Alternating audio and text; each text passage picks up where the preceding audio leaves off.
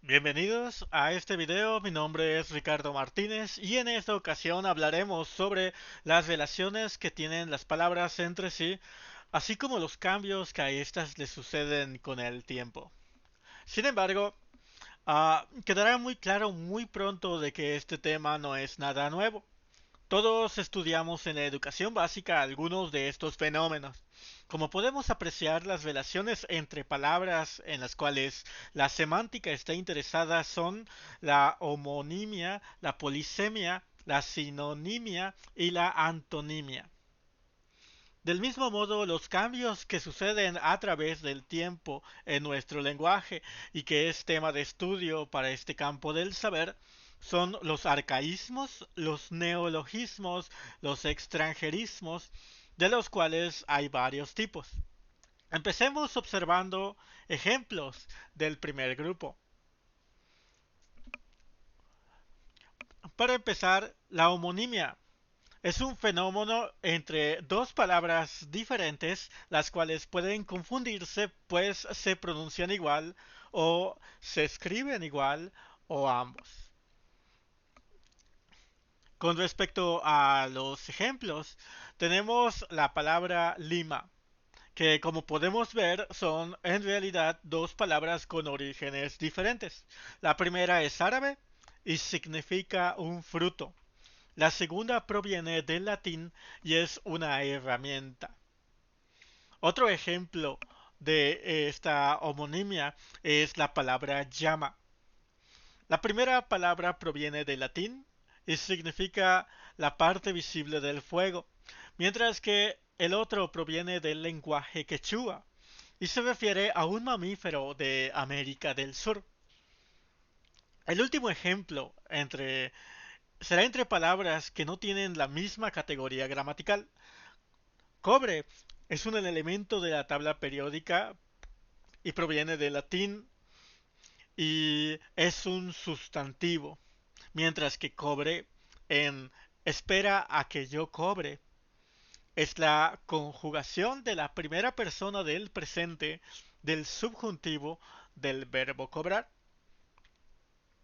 Como vemos en el caso de la homonimia, lo importante a recordar es que el origen de las palabras semejantes no es el mismo. Con respecto a la polisemia, este es un fenómeno contenido dentro de una sola palabra. Es el hecho de que una palabra puede tener más de un significado. A modo de ejemplo podemos considerar la palabra bomba, que es un artefacto explosivo, un adjetivo que modifica a cualquier sustantivo y lo convierte en un explosivo también, una máquina para propulsar líquidos o gases o un surtidor.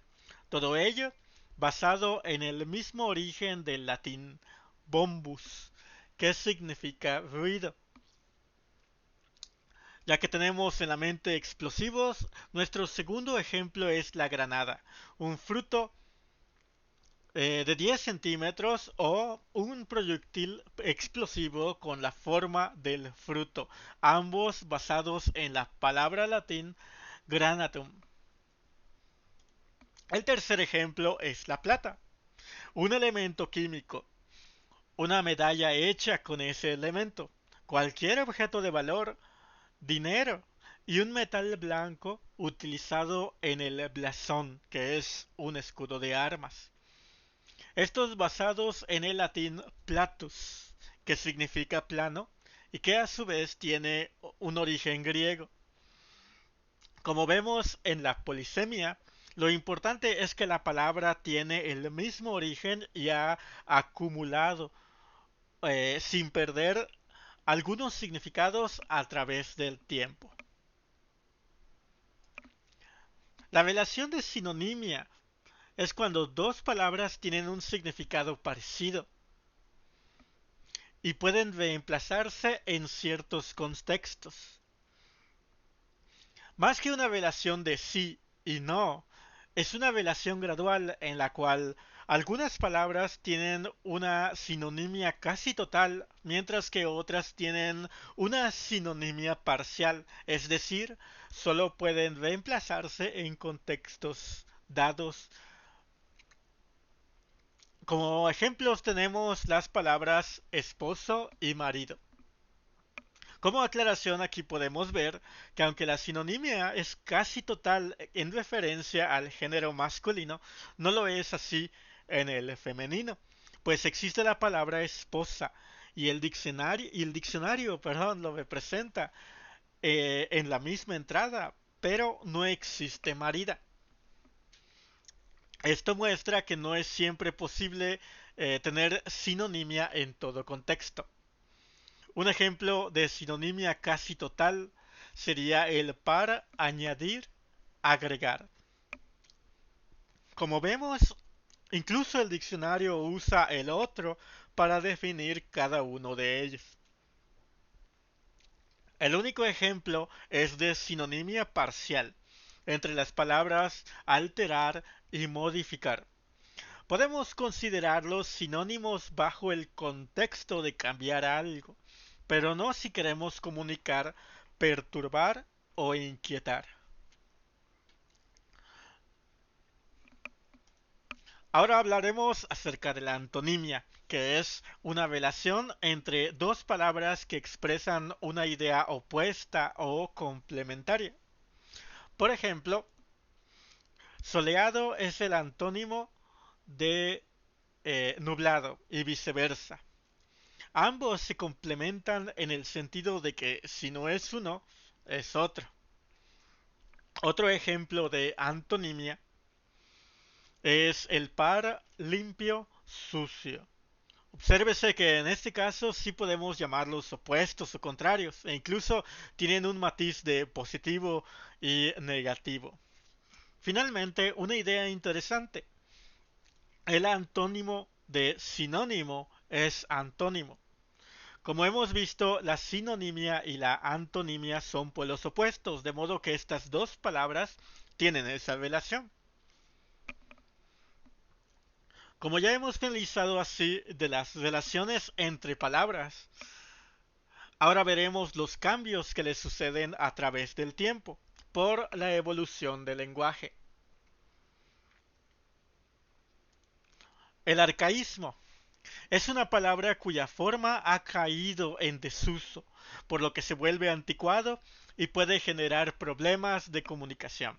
Entre los ejemplos podemos señalar las palabras obscuro, que es una forma anterior de oscuro, acaecimiento, que significa acontecimiento, abrumar, que indica amontonar, y captivo, una forma arcaica de cautivo. Por su parte, los neologismos son palabras nuevas, o un nuevo uso que se le da a una palabra conocida. Los ejemplos demuestran que los neologismos están muy ligados a cambios sociales recientes. Smartphone es un equipo celular inteligente. Coronabicho es una forma popular de referirse a la pandemia del coronavirus. Cubreboquear se generó a raíz de la pandemia y este término se hizo popular por el constante uso del cubrebocas en todo el país. Y conspirólogo se refiere a creyentes de teorías conspiratorias. Con respecto a los préstamos lingüísticos, estos se refieren a palabras que han sido prestadas de otras lenguas, un fenómeno que sucede en todo lenguaje desde ya hace mucho tiempo. Hay distintos tipos, así que aprovecharemos los ejemplos para distinguirlos. Primero tenemos la palabra chance, un préstamo del inglés, de la palabra chance. Sin embargo, debido a que fue adaptado al español fonológicamente, podemos llamarlo un préstamo léxico. No es el mismo caso con el término rascacielos, del inglés skyscraper. Eh, la adaptación de esta no fue solo fonológica, sino que calcamos la forma de derivar la palabra usando palabras existentes en el español. Por este motivo, este extranjerismo es conocido como calco. Por último, tenemos la palabra software.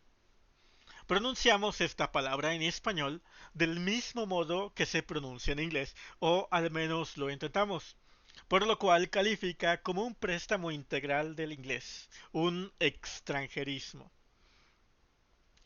Como vemos, la lengua es una entidad que vive en la mente colectiva de la humanidad, que evoluciona, muere y vive dentro de nosotros como parte de la sociedad en que vivimos. Cambios en la sociedad significan cambios en la lengua que usamos, tal como cambios en el organismo implicarían cambios en nuestro comportamiento a largo plazo. Todo esto es completamente natural y significa que la lengua es una herramienta increíblemente dinámica, compleja y extremadamente interesante. Es bastante bueno que podamos aprender una lengua extranjera y ser parte de tales cambios sociales que transforman las lenguas con el tiempo, pero de vez en cuando eh, recomendaría tomarse el tiempo para estudiar también nuestra propia lengua materna y ser conscientes de que el español que hablamos hoy será el latín del mañana, un hecho histórico que ahora mismo es cotidiano y hasta mundano. Am, Eso es todo con respecto a este video. Muchas gracias por su atención y como de costumbre mis fuentes pueden verse en pantalla. Les deseo lo mejor.